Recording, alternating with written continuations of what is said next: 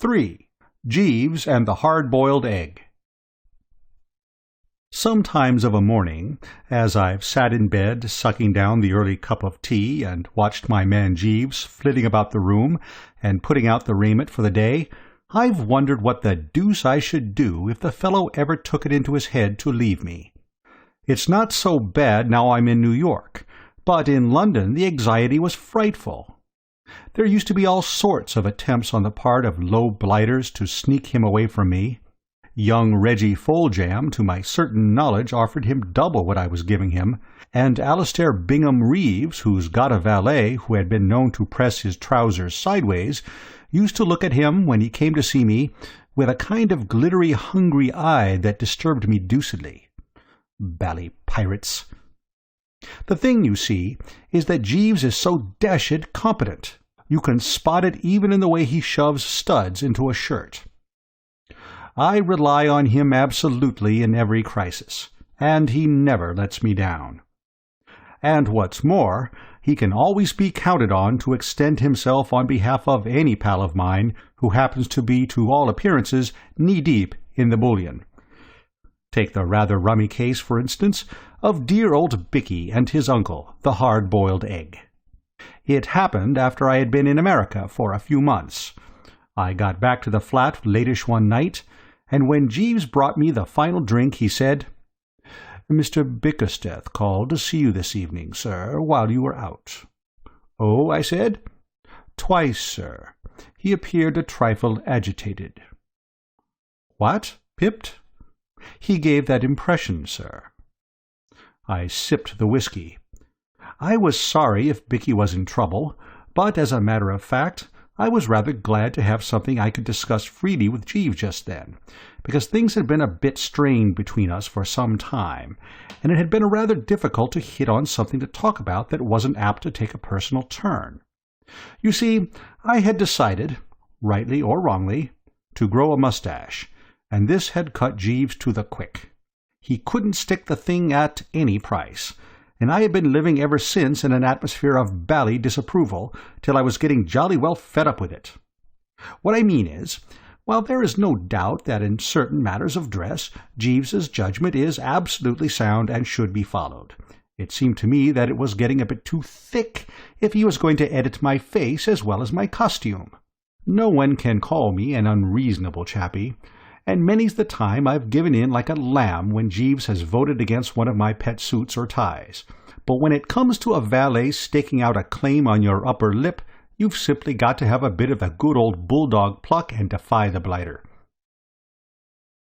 He said that he would call again later, sir. Something must be up, Jeeves. Yes, sir. I gave the mustache a thoughtful twirl. It seemed to hurt Jeeves a good deal, so I chucked it. "I see by the paper, sir, that Mr. Bickersteth's uncle is arriving on the Carmantic." "Yes?" "His Grace the Duke of Chiswick, sir." This was news to me, that Bicky's uncle was a duke. Rum, how little one knows about one's pals. I had met Bicky for the first time at a species of Beano or jamboree down in Washington Square, not long after my arrival in New York. I suppose I was a bit homesick at the time, and I rather took to Bicky when I found out he was an Englishman, and had, in fact, been up at Oxford with me. Besides, he was a frightful chump, so we naturally drifted together, and while we were taking a quiet snort in a corner that wasn't all cluttered up with artists and sculptors and what-not, he furthermore endeared himself to me by a most extraordinarily gifted imitation of a bull-terrier chasing a cat up a tree. But, though we had subsequently become extremely pally, all I really knew about him was that he was generally hard up, and had an uncle who relieved the strain a bit from time to time by sending him monthly remittances. "If the Duke of Chiswick is his uncle," I said, "why hasn't he a title? Why isn't he Lord What-Not?" "Mr. Bickersteth is the son of his Grace's late sister, sir, who married Captain Rollo Bickersteth of the Coldstream Guards." Jeeves knows everything. "Is Mr. Bickersteth's father dead too?" "Yes, sir." "Leave any money?" "No, sir." I began to understand why poor old Bicky was always more or less on the rocks. To the casual and irreflective observer, if you know what I mean, it may sound a pretty good wheeze having a duke for an uncle, but the trouble about old Chiswick was that, though an extremely wealthy old buster, owning half London and about 5 counties up north, he was notoriously the most prudent spender in England. He was what American chappies would call a hard-boiled egg. If Bicky's people hadn't left him anything, and he depended on what he could prize out of the old duke, he was in a pretty bad way. Not that that explained why he was hunting me like this, because he was a chap who never borrowed money. He said he wanted to keep his pals, so never bit anyone's ear on principle. At this juncture the doorbell rang. Jeeves floated out to answer it. "Yes, sir. Mr. Wooster has just returned," I heard him say, and Bicky came trickling in, looking pretty sorry for himself. "Hello, Bicky," I said. "Jeeves told me you had been trying to get me. Jeeves, bring another glass, and let the revels commence. What's the trouble, Bicky?" "I'm in a hole, Bertie. I want your advice." "Say on, old lad." "My uncle's turning up tomorrow, Bertie." "So Jeeves told me." "The Duke of Chiswick, you know." "So Jeeves told me." Bicky seemed a bit surprised. "Jeeves seems to know everything." "Rather rummily. That's exactly what I was thinking just now myself." "Well, I wish," said Bicky gloomily, "that he knew a way to get me out of the hole I'm in." Jeeves shimmered in with the glass, and stuck it competently on the table. "Mr. Bickersteth is in a bit of a hole, Jeeves," I said, "and wants you to rally round." "Very good, sir." Bicky looked a bit doubtful. "Well, of course you know, Bertie, this thing is by way of being a bit private and all that." "I shouldn't worry about that, old top. I bet Jeeves knows all about it already. Don't you, Jeeves?" "Yes, sir." "Eh?" said Bicky, rattled. "I am open to correction, sir, but is not your dilemma due to the fact that you are at a loss to explain to His Grace why you are in New York instead of Colorado?" Bicky rocked like a jelly in a high wind. "How the deuce do you know anything about it?" "I chanced to meet His Grace's butler before he left England. He informed me that he happened to overhear His Grace speaking to you on the matter, sir, as he passed the library door." Bicky gave a hollow sort of laugh. "Well, as everybody seems to know all about it, there's no need to try to keep it dark. The old boy turfed me out, Bertie, because he said I was a brainless nincompoop. The idea was that he would give me a remittance on condition that I dashed out to some blighted locality of the name of Colorado and learned farming or ranching or whatever they call it at some bally ranch or farm or whatever it's called. I didn't fancy the idea a bit. I should have had to ride horses and pursue cows and so forth. I hate horses. They bite at you. I was all against the scheme. At the same time, don't you know, I had to have that remittance." "I get you absolutely, dear boy." "Well, when I got to New York, it looked like a decent sort of place to me, so I thought it would be pretty sound notion to stop here. So I cabled to my uncle telling him that I had dropped into a good business wheeze in the city and wanted to chuck the ranch idea. He wrote back that it was all right, and here I've been ever since. He thinks I'm doing well at something or other over here. I never dreamed, don't you know, that he would ever come out here. What on earth am I to do?" "Jeeves," I said, "what on earth is Mr. Bickersteth to do?" "You see," said Bicky, "I had a wireless from him to say that he was coming to stay with me. To save hotel bills, I suppose. I've always given him the impression that I was living in pretty good style. I can't have him stay at my boarding-house." "Thought of anything, Jeeves?" I said. "To what extent, sir, if the question is not a delicate one, are you prepared to assist Mr. Bickersteth?" "I'll do anything I can for you, of course, Bicky, old man." "Then, if I might make the suggestion, sir, you might lend Mr. Bickersteth—" "No, by Jove," said Bicky firmly. "I never have touched you, Bertie, and I'm not going to start now. I may be a chump, but it's my boast that I don't owe a penny to a single soul, not counting tradesmen, of course. I was about to suggest, sir, that you might lend Mr. Bickersteth this flat. Mr. Bickersteth could give his Grace the impression that he was the owner of it. With your permission, I could convey the notion that I was in Mr. Bickersteth's employment, and not in yours. You would be residing here temporarily as Mr. Bickersteth's guest. His Grace would occupy the second spare bedroom. I fancy that you would find this answer satisfactorily, sir." Bicky had stopped rocking himself and was staring at Jeeves in an odd sort of way. "I would advocate the dispatching of a wireless message to his Grace on board the vessel, notifying him of the change of address. Mr. Bickersteth could meet his Grace at the dock, and proceed directly here. Will that meet the situation, sir?" "Absolutely." "Thank you, sir." Bicky followed him with his eye till the door closed. "How does he do it, Bertie?" he said. "I'll tell you what I think it is. I believe it's something to do with the shape of his head. Have you ever noticed his head, Bertie, old man? It sort of sticks out at the back." I hopped out of bed early next morning, so as to be among those present when the old boy should arrive. I knew from experience that these ocean liners fetch up at the dock at a deucedly ungodly hour. It wasn't much after 9 by the time I dressed and had my morning tea, and was leaning out of the window, watching the street for Bicky and his uncle. It was one of those jolly, peaceful mornings that make a chappie wish he'd got a soul or something, and I was just brooding on life in general when I became aware of the dickens of a spate in progress down below. A taxi had driven up, and an old boy in a top hat had got out and was kicking up a frightful row about the fare. As far as I could make out, he was trying to get the cab chappie to switch from New York to London prices, and the cab chappie had apparently never heard of London before, and didn't seem to think a lot of it now. The old boy said that in London the trip would have set him back 8 pence, and the cabby said he should worry. I called to Jeeves. "The old Duke has arrived, Jeeves." "Yes, sir." "That'll be him at the door now." Jeeves made a long arm and opened the front door, and the old boy crawled in, looking licked to a splinter.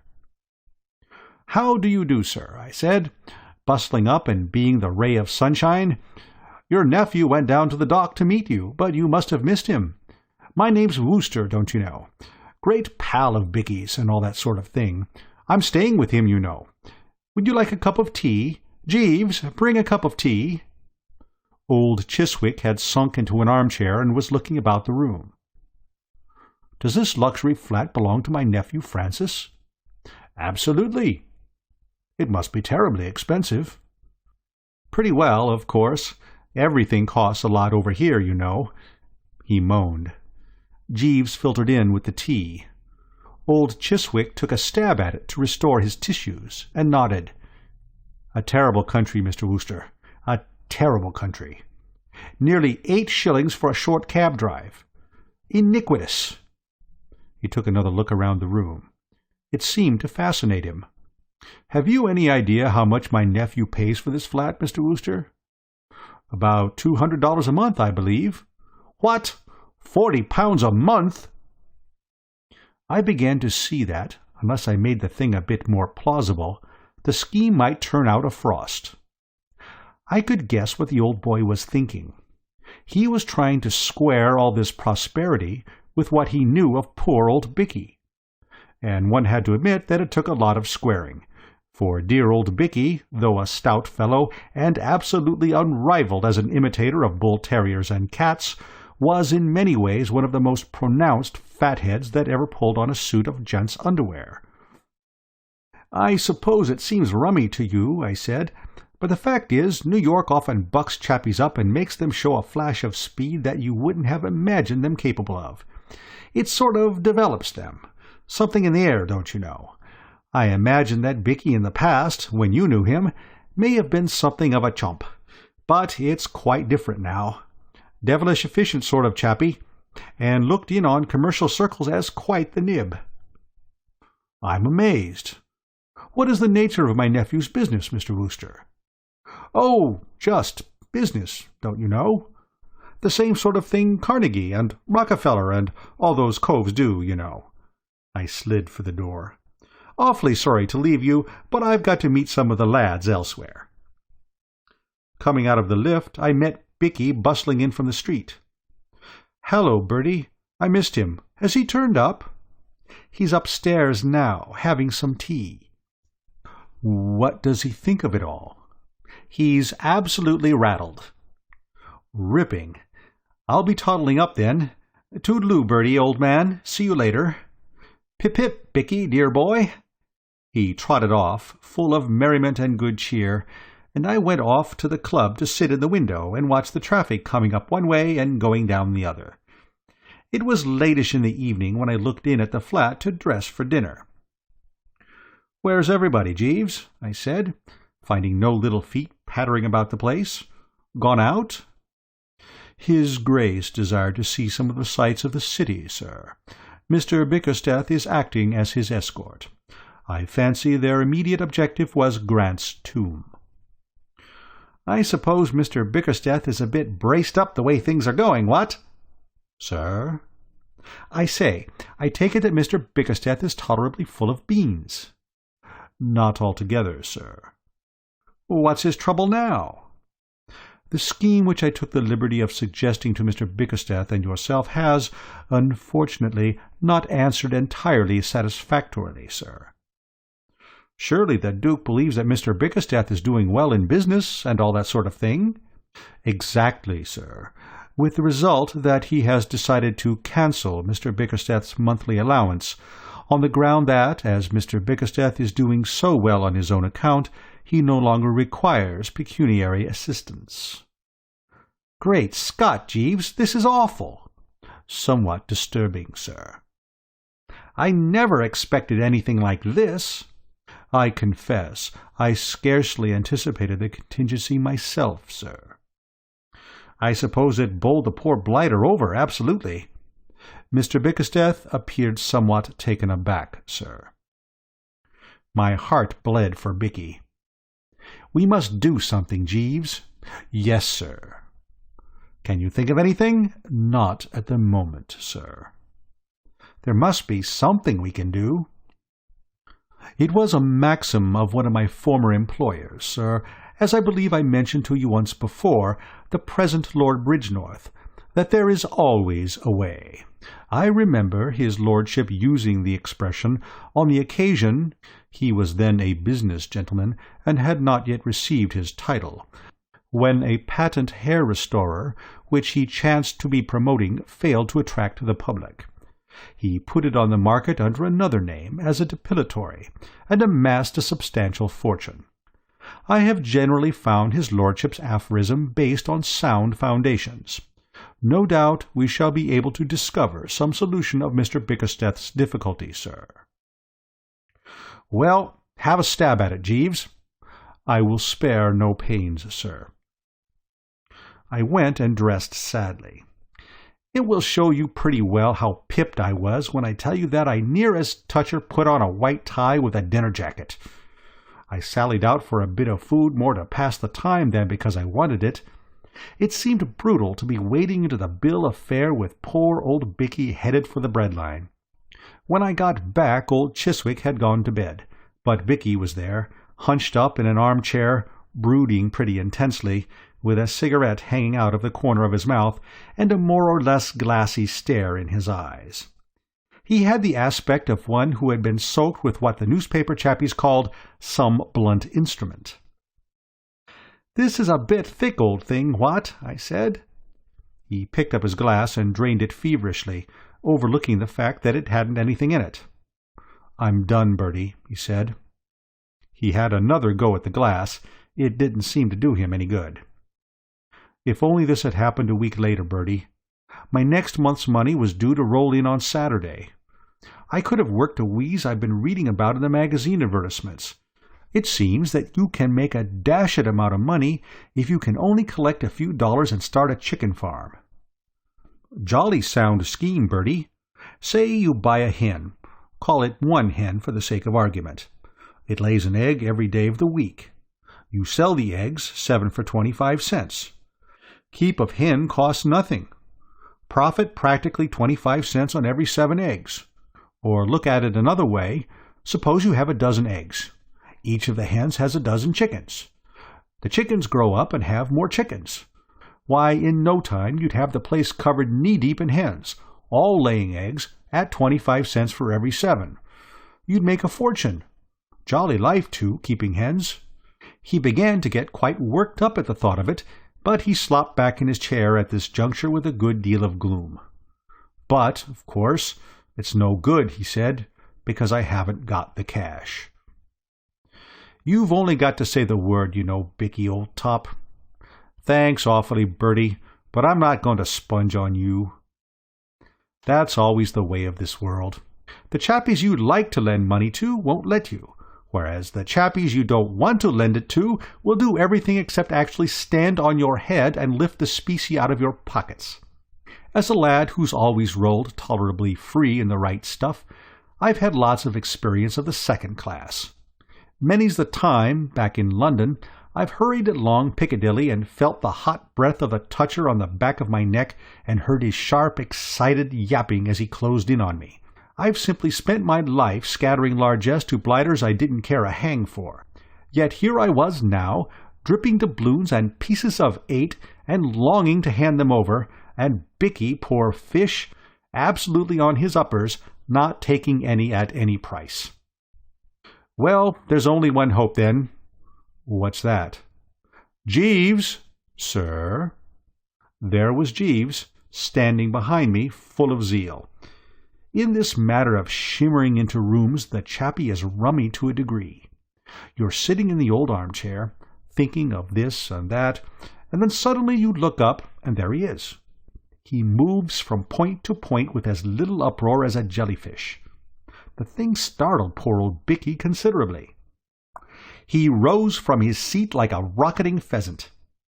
I'm used to Jeeves now, but often in the days when he first came into me I've bitten my tongue freely on finding him unexpectedly in my midst. "Did you call, sir?"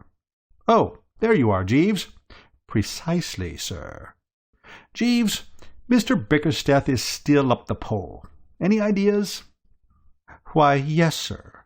Since we had our recent conversation, I fancy I have found what may prove a solution.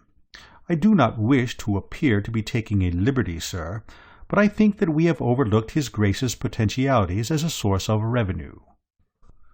Bicky laughed, what I have sometimes seen described as a hollow, mocking laugh, a sort of bitter cackle from the back of the throat, rather like a gargle. "I do not allude, sir," explained Jeeves, "to the possibility of inducing his Grace to part with money. I am taking the liberty of regarding his Grace in the light of an at present, if I may say so, useless property, which is capable of being developed." Bicky looked at me in a helpless kind of way. I'm bound to say I didn't get it myself. "Couldn't you make it a bit easier, Jeeves?" "In a nutshell, sir, what I mean is this. His Grace is, in a sense, a prominent personage. The inhabitants of this country, as no doubt you are aware, sir, are peculiarly addicted to shaking hands with prominent personages. It occurred to me that Mr. Bickersteth or yourself might know of persons who would be willing to pay a small fee, let us say $2 or $3, for the privilege of an introduction, including handshake, to his Grace." Bicky didn't seem to think much of it. "Do you mean to say that any one would be mug enough to part with solid cash just to shake hands with my uncle?" "I've an aunt, sir, who paid 5 shillings to a young fellow for bringing a moving picture actor to tea at her house one Sunday. It gave her social standing among the neighbours." Bicky wavered. "If you think it could be done, I feel convinced of it, sir." "What do you think, Bertie?" "I'm for it, old boy, absolutely. A very brainy wheeze." "Thank you, sir. Will there be anything further? Good night, sir." And he floated out, leaving us to discuss the details. Until we started this business of floating old Chiswick as a money-making proposition, I had never realized what a perfectly foul time those stock exchange chappies must have when the public isn't biting freely. Nowadays I read that bit they put in the financial reports about the market opened quietly with a sympathetic eye, for, by Jove, it certainly opened quietly for us. You'd hardly believe how difficult it was to interest the public and make them take a flutter on the old boy. By the end of the week, the only name we had on our list was a delicatessen store keeper down in Bicky's part of the town, and as he wanted us to take it out in sliced ham instead of cash, that didn't help much. There was a gleam of light when the brother of Bicky's pawnbroker offered $10, money down, for an introduction to old Chiswick, but the deal fell through, owing to its turning out that the chap was an anarchist, and intended to kick the old boy instead of shaking hands with him. At that, it took me the deuce of a time to persuade Bicky not to grab the cash and let things take their course. He seemed to regard the pawnbroker's brother rather as a sportsman and benefactor of his species than otherwise. The whole thing, I'm inclined to think, would have been off if it hadn't been for Jeeves. There is no doubt that Jeeves is in a class of his own. In the matter of brain and resource, I don't think I have ever met a chappie so supremely like Mother Maid. He trickled into my room one morning with a good old cup of tea, and intimated that there was something doing. "Might I speak to you with regard to the matter of his grace, sir?" "It's all off. We've decided to chuck it." "Sir?" "It won't work. We can't get anybody to come." "I fancy I can arrange that aspect of the matter, sir." "Do you mean to say you've managed to get anybody?" "Yes, sir. 87 gentlemen from Birdsburg, sir." I sat up in bed and spilt the tea. "Birdsburg?" "Birdsburg, Missouri, sir." "How did you get them?" "I happened last night, sir, as you had intimated that you would be absent from home, to attend a theatrical performance, and entered into conversation between the acts with the occupant of the adjoining seat. I had observed that he was wearing a somewhat ornate decoration in his buttonhole, sir, a large blue button with the words "Boost for Birdsburg" on it in red letters, scarcely a judicious addition to a gentleman's evening costume. To my surprise, I noticed that the auditorium was full of persons similarly decorated. I ventured to inquire the explanation, and was informed that these gentlemen, forming a party of 87, are a convention from a town of the name of Birdsburg. I ventured to inquire the explanation, and was informed that these gentlemen, forming a party of 87, are a convention from a town of the name of Birdsburg in the state of Missouri. Their visit, I gathered, was purely of a social and pleasurable nature, and my informant spoke at some length of the entertainments arranged for their stay in the city. It was when he related with a considerable amount of satisfaction and pride that a deputation of their number had been introduced to and had shaken hands with a well-known prize-fighter, that it occurred to me to broach the subject of his grace. To make a long story short, sir, I have arranged, subject to your approval, that the entire convention shall be presented to his grace tomorrow afternoon. I was amazed. This chappie was a Napoleon. 87, Jeeves? At how much a head? I was obliged to agree to a reduction for quantity, sir. The terms finally arrived at were $150 for the party. I thought a bit. Payable in advance? No, sir. I endeavored to obtain payment in advance, but was not successful. Well, anyway, when we get it, I'll make it up to 500. Bicky'll never know. Do you suspect Mr. Bickersteth would suspect anything, Jeeves, if I made it up to 500? I fancy not, sir. Mr. Bickersteth is an agreeable gentleman, but not bright. All right, then. After breakfast, run down to the bank and get me some money. Yes, sir. You know, you're a bit of a marvel, Jeeves. Thank you, sir. Righto. Very good, sir. When I took dear old Bicky aside in the course of the morning and told him what had happened, he nearly broke down. He tottered into the sitting-room and buttonholed old Chiswick, who was reading the comic section of the morning paper with a kind of grim resolution. "Uncle," he said, "are you doing anything special tomorrow afternoon? I mean to say, I've asked a few of my pals in to meet you, don't you know?" The old boy cocked a speculative eye at him. "There will be no reporters among them." "Reporters? Rather not. Why?" "I refuse to be badgered by reporters. There were a number of adhesive young men who endeavored to elicit from me my views on America while the boat was approaching the dock. I will not be subjected to this persecution again." "That'll be absolutely all right, Uncle. There won't be a newspaper man in the place. In that case, I shall be glad to make the acquaintance of your friends."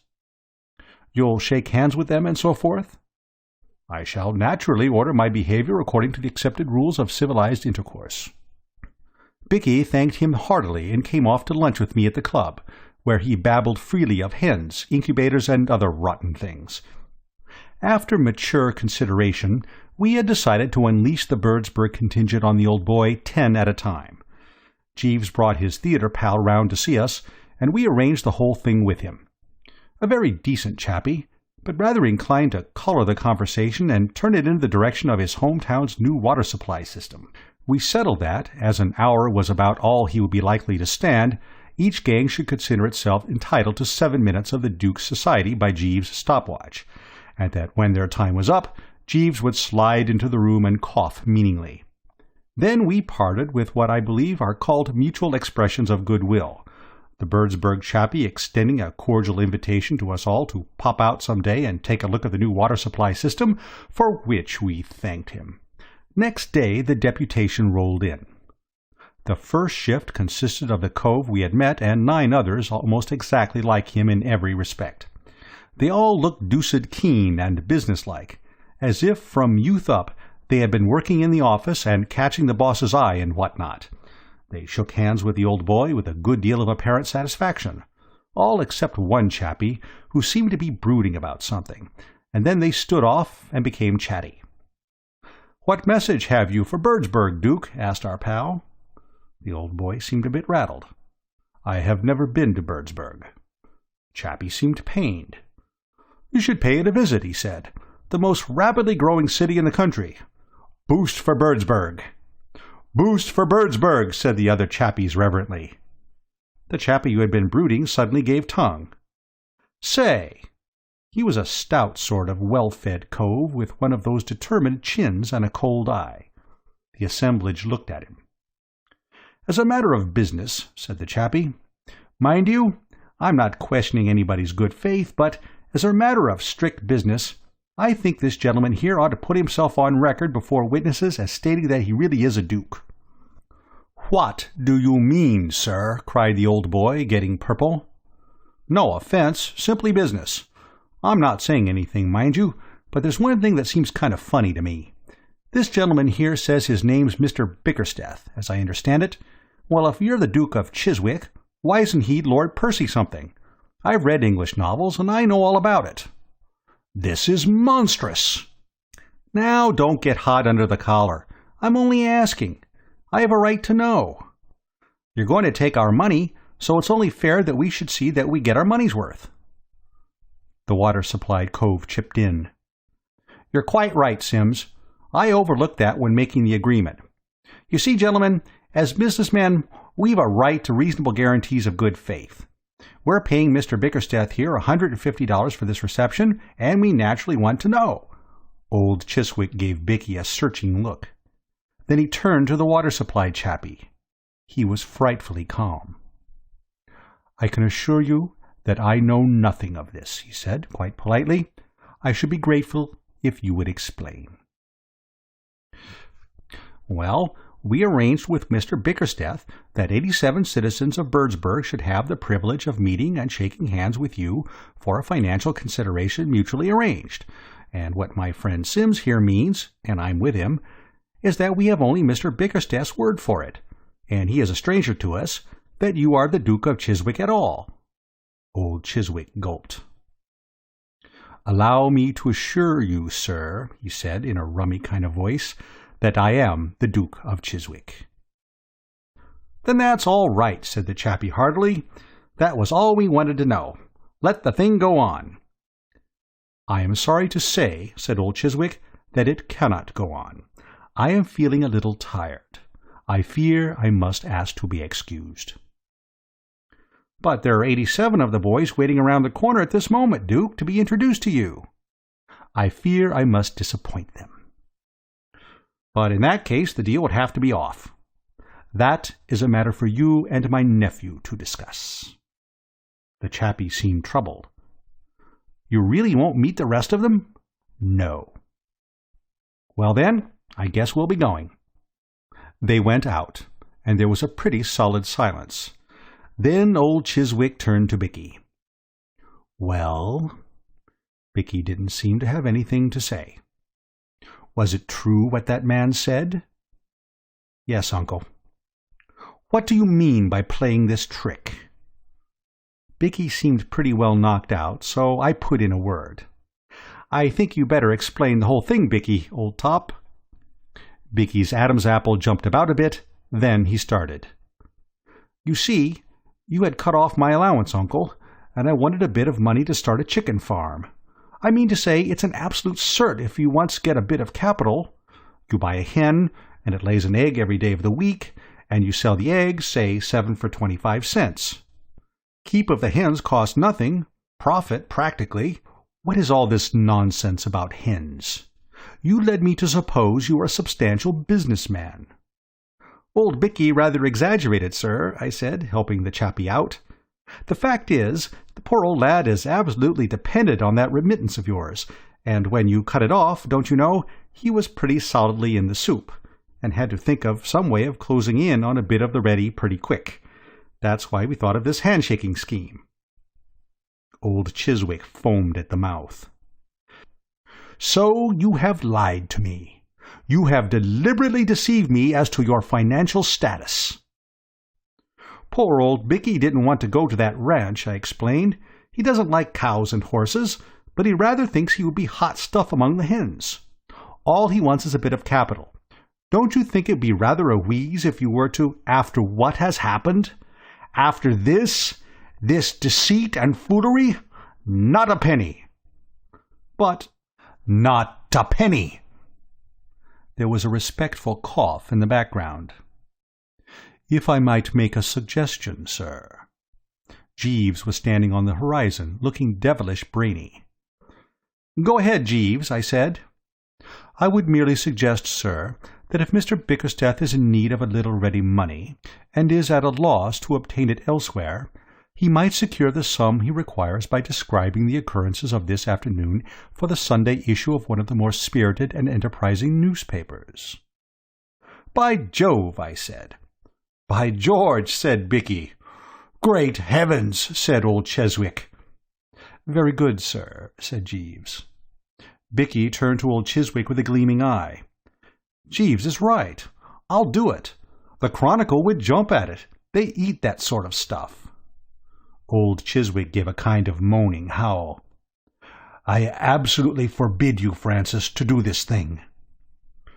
"That's all very well," said Bicky, wonderfully braced, "but if I can't get the money any other way—" "Wait!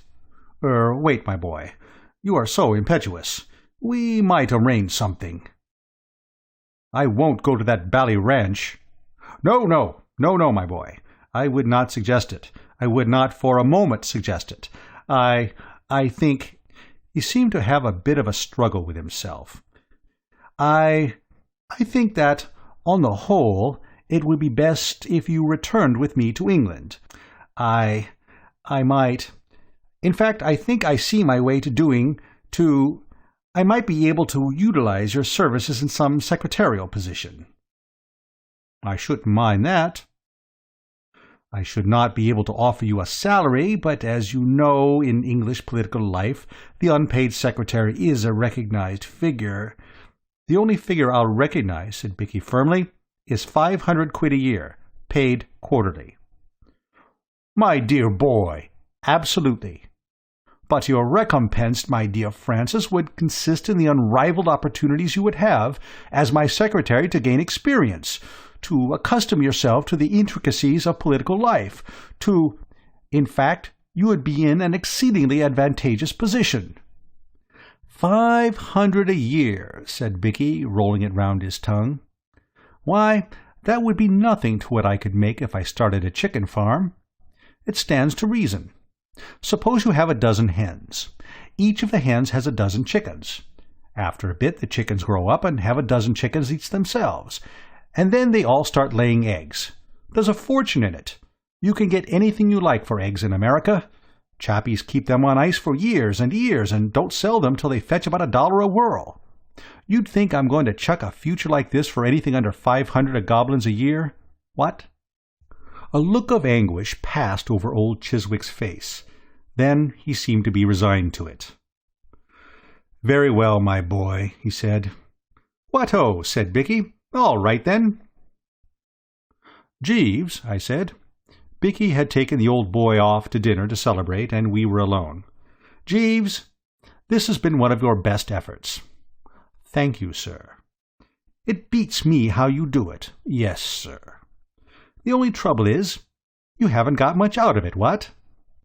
I fancy Mr. Bickersteth intends, I judge from his remarks, to signify his appreciation of anything I have been fortunate enough to do to assist him at some later date when he is in a more favourable position to do so. "It isn't enough, Jeeves." "Sir?" It was a wrench, but I felt it was the only possible thing to be done. "Bring my shaving things." A gleam of hope shone in the chappie's eyes, mixed with doubt. "You mean, sir, and shave off my moustache." There was a moment's silence. I could see the fellow was deeply moved. "Thank you very much indeed, sir," he said in a low voice, and popped off. 4. Absent treatment. I want to tell you all about my dear old Bobby Cardew. It's a most interesting story. I can't put in any literary style and all that, but I don't have to, don't you know, because it goes on its moral lesson. If you're a man, you mustn't miss it, because it'll be a warning to you. And if you're a woman, you won't want to, because it's all about how a girl made a man feel pretty well fed up with things. If you're a recent acquaintance of Bobby's, you'll probably be surprised to hear that there was a time when he was more remarkable for the weakness of his memory than anything else. Dozens of fellows who have only met Bobby once since the change took place have been surprised when I told them that. Yes, it's true. Believe me. In the days when I first knew him, Bobby Cardew was about the most pronounced young rotter inside the 4-mile radius. People have called me a silly ass, but I was never in the same class with Bobby. When it came to being a silly ass, he was a +4 man, while my handicap was about 6. Why, if I wanted him to dine with me, I used to post him a letter at the beginning of the week, and then the day before send him a telegram and a phone call on the day itself, and, half an hour before the time we'd fixed, a messenger in a taxi, whose business it was to see that he got in and that the chauffeur had the address all correct. By doing this I generally managed to get him, unless he had left town before my messenger arrived. The funny thing was that he wasn't altogether a fool in other ways. Deep down in him there was a kind of stratum of sense.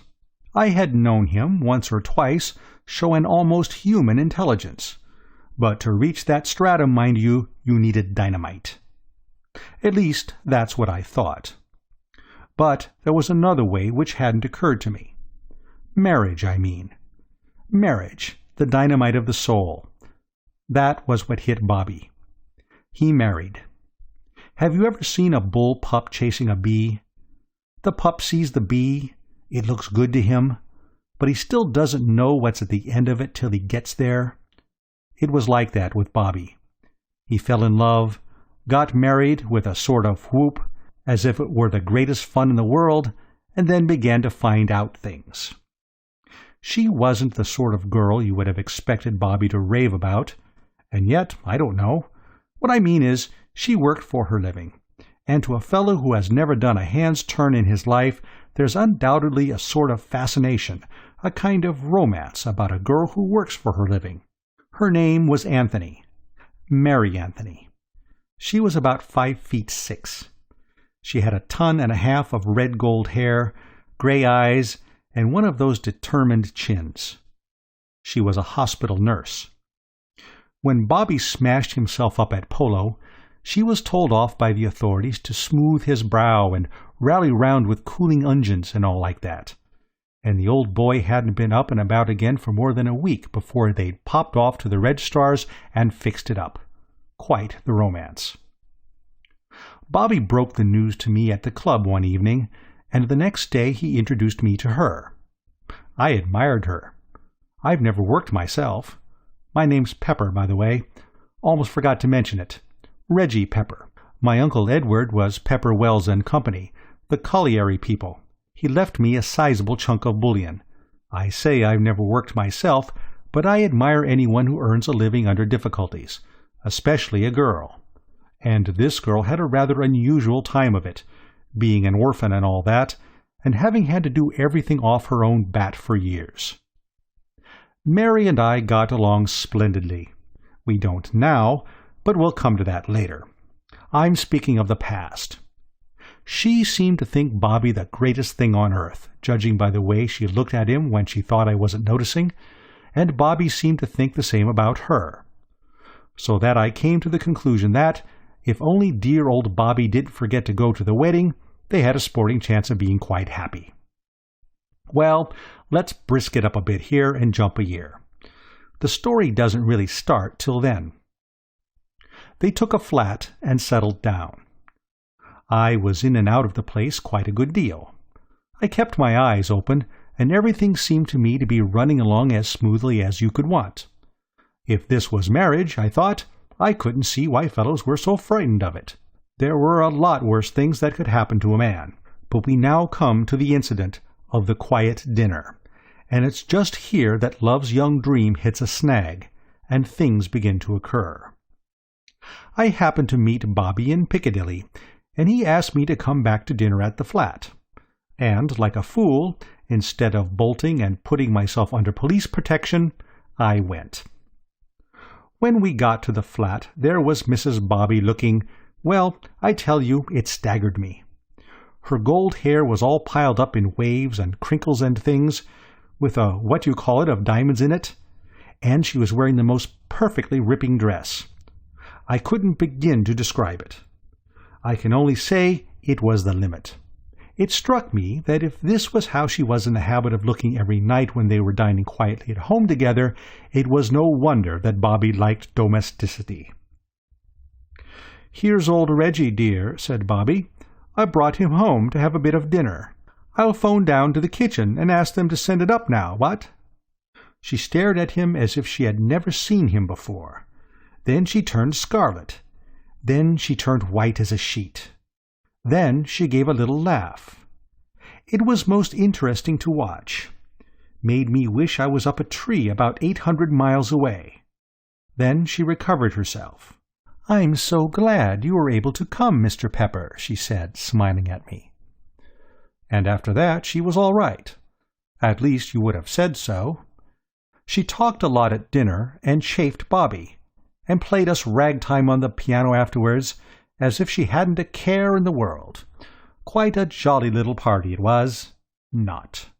I'm no lynx-eyed sleuth and all that sort of thing, but I had seen her face at the beginning, and I knew that she was working the whole time and working hard to keep herself in hand, and that she would have given that diamond what's-its-name in her hair and everything else she possessed to have one good scream, just one.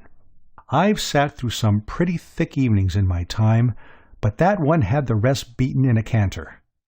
At the very earliest moment I grabbed my hat and got away. Having seen what I did, I wasn't particularly surprised to meet Bobby at the club next day, looking about as merry and bright as a lonely gumdrop at an Eskimo tea party. We started in straight away. He seemed glad to have someone to talk about it. "Do you know how long I've been married?" he said. I didn't exactly. "About a year, isn't it?" "Not about a year," he said sadly. "Exactly a year. Yesterday." Then I understood. I saw a light, a regular flash of light. Yesterday was the anniversary of the wedding. I'd arranged to take Mary to the Savoy and on to Covent Garden. She particularly wanted to hear Caruso. I had the ticket for the box in my pocket. Do you know, all through dinner I had a kind of rummy idea that there was something I'd forgotten, but I couldn't think what. Till your wife mentioned it? He nodded. She mentioned it, he said thoughtfully. I didn't ask for details. Women with hair and chins like Mary's may be angels most of the time, but when they take off their wings for a bit, they aren't half-hearted about it. To be absolutely frank, old top, said poor old Bobby, in a broken sort of way, my stock's pretty low at home. There didn't seem much to be done. I just lit a cigarette and sat there. He didn't want to talk. Presently he went out. I stood at the window of our upper smoking room, which looks out onto Piccadilly, and watched him. He walked slowly along for a few yards, stopped, then walked on again, and finally turned into a jeweller's. Which is an instant of what I mean when I say that deep down in him there was a certain stratum of sense. It was from now on that I began to be really interested in this problem of Bobby's married life. Of course, one's always mildly interested in one's friends' marriages, hoping they'll turn out well and all that, but this was different. The average man isn't like Bobby, and the average girl isn't like Mary. It was like that old business of the immovable mass and the irresistible force. There was Bobby, ambling gently through life, a dear old chap in 100 ways, but undoubtedly a chump of the first water. And there was Mary, determined that he shouldn't be a chump. And nature, mind you, on Bobby's side. When nature makes a chump like dear old Bobby, she's proud of him, and doesn't want her handiwork disturbed. She gives him a sort of natural armor to protect him against outside interference. And that armor is shortness of memory. Shortness of memory keeps a man a chump, when, but for it, he might cease to be one. Take my case, for instance. I'm a chump. Well, if I had remembered half the things people have tried to teach me during my life, my size in hats would be about number 9. But I didn't. I forgot them. And it was just the same with Bobby. For about a week, perhaps a bit more, the recollection of that quiet little domestic evening bucked him up like a tonic. Elephants, I read somewhere, are champions at the memory business, but they were fools to Bobby during that week. But, bless you, the shock wasn't nearly big enough. It had dinted the armor, but it hadn't made a hole in it. Pretty soon he was back at the old game. It was pathetic, don't you know. The poor girl loved him, and she was frightened. It was the thin edge of the wedge, you see, and she knew it. A man who forgets what day he was married, when he's been married 1 year, will forget, at about the end of the 4th, that he's married at all. If she meant to get him in hand at all, she had got to do it now, before he began to drift away. I saw that clearly enough, and I tried to make Bobby see it, when he was by way of pouring out his troubles to me one afternoon. I can't remember what it was that he had forgotten the day before, but it was something she had asked him to bring home for her. It may have been a book. "It's such a little thing to fuss about," said Bobby, "and she knows it simply because I've got such an infernal memory about everything. I can't remember anything. Never could." He talked on for a while, and just as he was going, he pulled out a couple of sovereigns. "Oh, by the way," he said. "What's this for?" I asked, though I knew. "I owe it to you." "How's that?" I said. "Why, that bet on Tuesday. In the billiard room? Murray and Brown were playing 100 up, and I gave you 2-to-1 that Brown would win, and Murray beat him by 20 odd. "So you do remember some things," I said. He got quite excited. Said that if I thought he was the sort of rotter who forgot to pay when he lost a bet, it was pretty rotten of me after knowing him all these years, and a lot more like that. "Subside, laddie," I said. Then I spoke to him like a father. "What you've got to do, my old college chum," I said, "is to pull yourself together, and jolly quick, too. As things are shaping, you're due for a nasty knock before you know what's hit you. You've got to make an effort. Don't say you can't. This 2 quid business shows that, even if your memory is rocky, you can remember some things. What you've got to do is to see that wedding anniversaries and so on are included on the list. It may be a brain strain, but you can't get out of it." "I suppose you're right," said Bobby, "but it beats me why she thinks such a lot of these rotten little dates. What's it matter if I forgot what day we were married on, or what day she was born on, or what day the cat had the measles? She knows I love her just as much as if I were a memorizing freak at the halls." "That's not enough for a woman," I said. "They want to be shown. Bear that in mind, and you'll be all right. Forget it, and there'll be trouble." He chewed the knob of his stick. "Women are frightfully rummy," he said gloomily.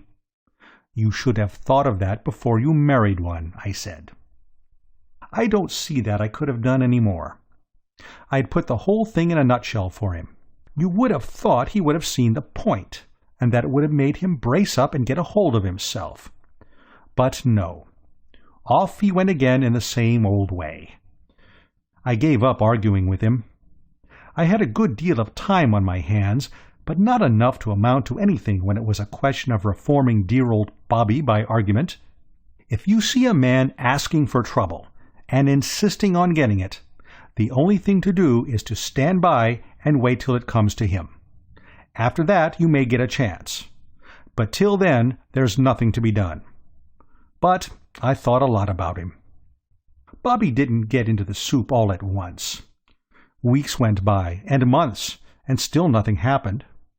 Now and then he'd come into the club with a kind of cloud on his shining morning face, and I'd known that there had been doings in the home, but it wasn't till well on in the spring that he got the thunderbolt, just where he'd been asking for it, in the thorax. I was smoking a quiet cigarette one morning on the window looking out over Piccadilly, and watching the buses and motors going up one way and down the other. Most interesting it is, I often do it, when in rushed Bobby, with his eyes bulging and his face the color of an oyster, waving a piece of paper in his hand. "Reggie," he said, "Reggie, old top, she's gone." "Gone?" I said. "Who?" "Mary, of course. Gone. Left me. Gone." "Where?" I said. Silly question? Perhaps you're right. Anyhow, dear old Bobby nearly foamed at the mouth. "Where? How should I know where? Here, read this." He pushed the paper into my hand. It was a letter. "Go on," said Bobby. "Read it." So I did. It certainly was quite a letter. There was not much of it, but it was all to the point. This is what it said. "My dear Bobby, I am going away. When you care enough about me to remember to wish me many happy returns on my birthday, I will come back. My address will be Box 341, London Morning News." I read it twice. Then I said, "Well, why don't you?" "Why don't I what?" "Why don't you wish her many happy returns? It doesn't seem much to ask." "But she says on her birthday." "Well, when is her birthday?" "Can't you understand?" said Bobby. "I've forgotten." "Forgotten?" I said. "Yes," said Bobby. "Forgotten." "What do you mean, forgotten?" I said. "Forgotten whether it's the 20th or the 21st, or what? How near do you get to it?" "I know it came somewhere between the 1st of January and the 31st of December. That's how near I get to it." "Think." "Think? What's the use of saying think? Think I haven't thought? I've been knocking sparks out of my brain ever since I opened that letter." "And you can't remember?" "No." I rang the bell and ordered restoratives. "Well, Bobby," I said, "it's a pretty hard case to spring on an untrained amateur like me. Suppose someone had come to Sherlock Holmes and said, 'Mr. Holmes, here's a case for you. When is my wife's birthday?' Wouldn't that have given Sherlock a jolt? However, I know enough about the game to understand that a fellow can't shoot off his deductive theories unless you start him with a clue. So rouse yourself out of that pop-eyed trance and come across with 2 or 3. For instance, can't you remember the last time she had a birthday? What sort of weather was it? That might fix the month. Bobby shook his head. It was just ordinary weather, as near as I can recollect. Warm? Warmish. Or cold? Well, fairly cold, perhaps. I can't remember. I ordered 2 more of the same. They seemed indicated in the young detective's manual. "You're a great help, Bobby," I said. "An invaluable assistant. One of those indispensable adjuncts without which no home is complete." Bobby seemed to be thinking. "I've got it," he said suddenly. "Look here. I gave her a present on her last birthday. All we have to do is go to the shop, hunt up the date when it was bought, and the thing's done." "Absolutely. What did you give her?" He sagged. "I can't remember," he said. Getting ideas is like golf. Some days you're right off. Others, it's as easy as falling off a log. I don't suppose dear old Bobby had ever had 2 ideas in the same morning before in his life. But now he did it without an effort. He just loosed another dry martini into the undergrowth, and before you could turn around, it had flushed quite a brainwave. Do you know those little books called When You Were Born? There's one for each month.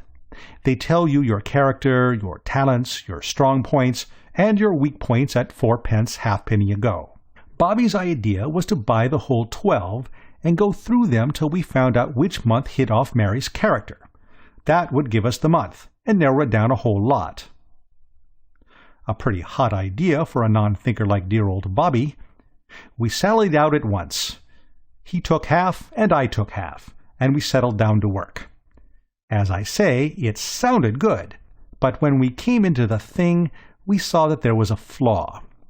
There was plenty of information, all right, but there wasn't a single month that didn't have something that exactly hit off Mary. For instance, in the December book it said, "December people are apt to keep their own secrets.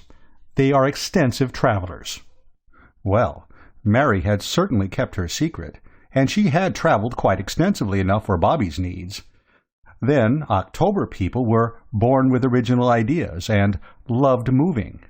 You couldn't have summed up Mary's little jaunt more neatly. February people had wonderful memories, Mary's speciality. We took a bit of a rest, then had another go at the thing. Bobby was all for May, because the book said that women born in that month were inclined to be capricious, which is always a barrier to a happy married life. But I plumped for February, because February women are unusually determined to have their own way, are very earnest, and expect a full return in their companion or mates. Which he owned was about as like Mary as anything could be. In the end he tore the books up, stamped on them, burnt them, and went home. It was wonderful what a change the next few days made in dear old Bobby. Have you ever seen that picture, The Soul's Awakening? It represents a flapper of sorts, gazing in a startled sort of way into the middle distance, with a look in her eyes that seems to say, "Surely that is George's step I hear on the mat. Can this be love?" Well, Bobby had a soul's awakening too. I don't suppose he had ever troubled to think in his life before, not really think. But now he was wearing his brain to the bone. It was painful in a way, of course, to see a fellow human being so thoroughly in the soup, and I felt strongly that it was all for the best. I could see as plainly as possible that all these brainstorms were improving Bobby out of knowledge. When it was all over, he might possibly become a rotter again of a sort, but it would only be a pale reflection of the rotter he had been. It bore out the idea I had always had that what he needed was a really good jolt. I saw a great deal of him these days. I was his best friend, and he came to me for sympathy. I gave it to him, too, with both hands, but I never failed to hand him the moral lesson when I had him weak. One day he came to me as I was sitting in the club, and I could see that he had had an idea. He looked happier than he'd done in weeks. "Reggie," he said, "I'm on the trail. This time I'm convinced that I shall pull it off. I've remembered something of vital importance." "Yes?" I said. "I remember distinctly," he said, "that on Mary's last birthday we went together to the Colosseum. How does that hit you?" "It's a fine bit of memorizing," I said, "but how does it help?" "Why, they change the program every week there." "Ah," I said, "now you're talking."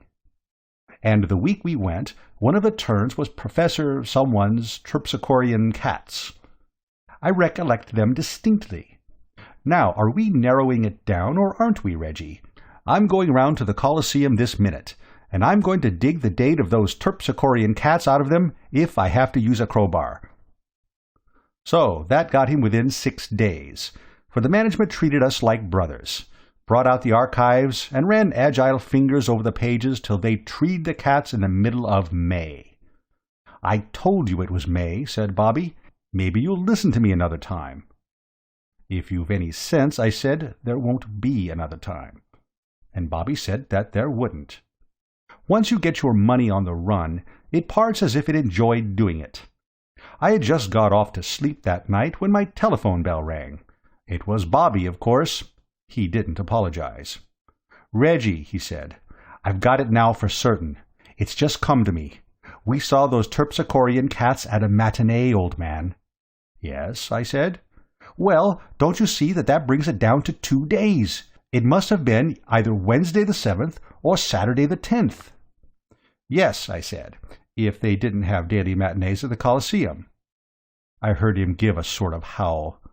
"Bobby," I said. My feet were freezing, but I was fond of him. "Well?" "I've remembered something too. It's this. The day you went to the Colosseum, I lunched with you both at the Ritz.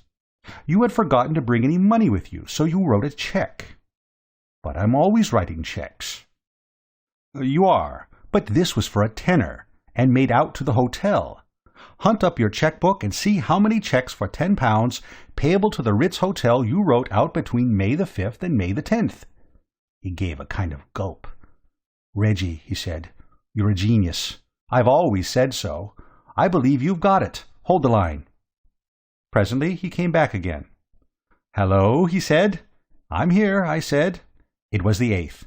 "Reggie, old man, topping," I said. "Good night." It was working along into the small hours now, but I thought I might as well make a night of it and finish the thing up, so I rang up an hotel near the Strand. "Put me through to Mrs. Cardew," I said. "It's late," said the man at the other end. "And getting later every minute," I said. "Buck along, laddie." I waited patiently. I had missed my beauty sleep, and my feet had frozen hard, but I was past regrets.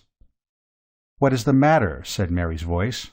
"My feet are cold," I said, "but I didn't call you up to tell you that particularly. I've just been chatting with Bobby, Mrs. Cardew." "Oh, is that Mr. Pepper?" "Yes.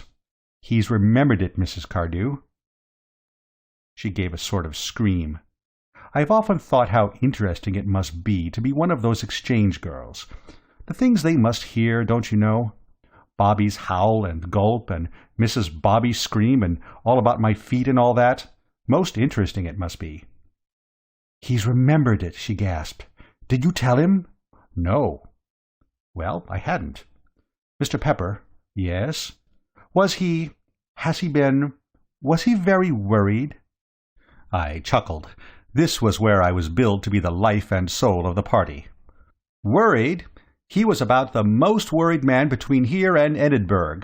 He has been worrying as if he was paid to do it by the nation. He has started out to worry after breakfast, and— oh, well, you can never tell with women. My idea was that we should pass the rest of the night slapping each other on the back across the wire, and telling each other what bally-brainy conspirators we were, don't you know, and all that. But I'd got just as far as this when she bit at me. Absolutely. I heard the snap. And then she said, 'Oh,' in that choked kind of way. And when a woman says 'oh' like that, it means all the bad words she loved to say if she only knew them. And then she began. 'What brutes men are! What horrible brutes! How could you stand by and see poor dear Bobby worrying himself into a fever when a word from you would have put everything right? I can't— But— And you call yourself his friend. His friend! Metallic laugh, most unpleasant. It shows how one can be deceived. I used to think you a kind-hearted man. But, I say, when I suggested the thing you thought it perfectly— I thought it hateful, abominable. But you said it was absolutely top— I said nothing of the kind, and if I did, I didn't mean it. I don't wish to be unjust, Mr. Pepper, but I must say that to me there seems to be something positively fiendish in a man who could go out of his way to separate a husband from his wife, simply in order to amuse himself by gloating over his agony. But when one single word would have— But you made me promise not to, I bleated. And if I did, do you suppose I didn't expect you to have the sense to break your promise? I had finished. I had no further observations to make. I hung up the receiver and crawled into bed. I still see Bobby when he comes to the club, but I do not visit the old homestead. He is friendly, but he stops short of issuing invitations. I ran across Mary at the academy last week, and her eyes went through me like a couple of bullets through a pat of butter, and as they came out the other side, and I limped off to piece myself together again, there occurred to me the simple epitaph which, when I am no more, I intend to have inscribed on my tombstone. It was this: He was a man who acted from the best motives. There is one born every minute.